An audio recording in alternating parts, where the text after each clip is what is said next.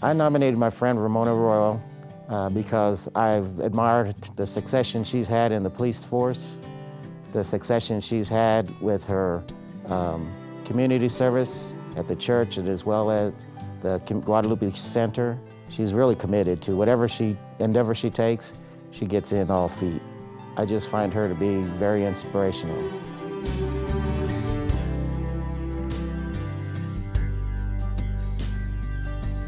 When I was a senior in high school, the Kansas City, Missouri Police Department offered a course called Student in the Law. That was about 1974. I was at Bishop Lillis High School. As part of the class curriculum, we were allowed to go on a ride-along. I remember the officer that I rode with, Dennis Gargado. We had a hold-up alarm on Southwest Boulevard. And he said, "Oh, this is gonna be a good one." He said, "because we don't ever get these." We pull up to the scene, and these officers all come out with their shotguns, armed, guns. And I'm like, wow, this is cool. I'd never seen anything like that before. And sure enough, there's these guys coming out of the building, and they're yelling and screaming at them, and they're not doing anything. And I told the officer, I said, "Well, I don't think they understand what you're saying." And he said, "What do you mean?" I said, "Well, they're Mexicans, they don't speak English." He said, "You speak that stuff?" I said, "Yeah." He said, "Well, tell them."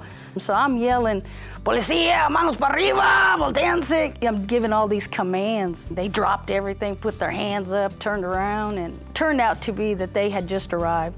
They were looking for a place to eat. It's something that could have turned out really bad was resolved, and it was the communication, and I was hooked. My family wouldn't have it. My mom was like, "No."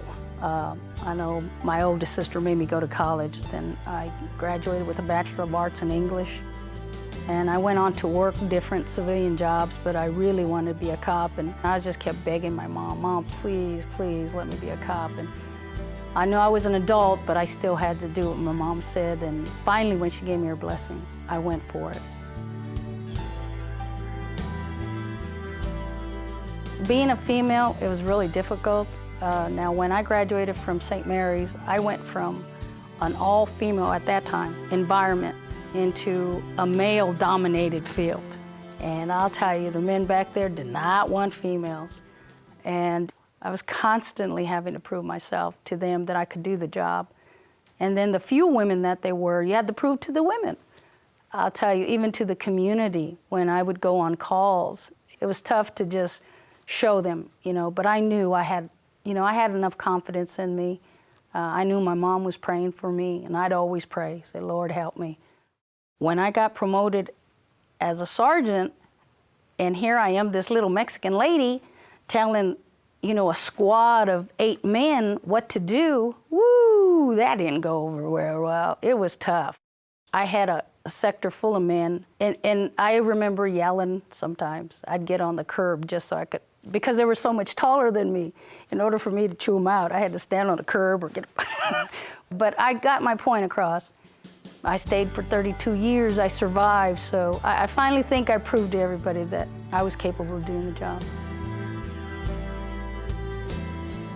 There was probably, at the time, only 2 Hispanic female officers. I know it was me and Darlene Salinas. Because there weren't that many Hispanic officers and we weren't being placed in specialized units, by forming the Latino Peace Officers Association, we really pushed for recruitment and to get our voices heard. And that's really what got me motivated as far as getting promoted, because I realized as officers we had no voice. When I was promoted to sergeant, I think it was the first that we had like 3 Hispanics get promoted. So we knew we were doing really well. I'm proud of what I've accomplished. I think probably the only thing that I truly regret is not being promoted to captain, because I had set so many goals for myself, and that's one that I couldn't reach. Took the test 5 times, passed, made the list twice, and just never got it. The real reason I wanted to be captain was because I thought that at that position, I would have more power to really put more Hispanics into the department and give the Hispanics that are on the department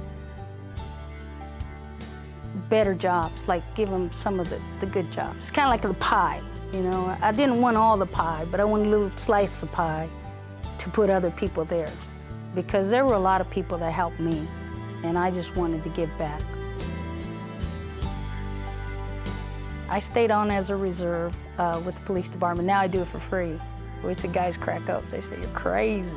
But I want to stay connected. It's kind of like it's in my blood. It's all I've ever known.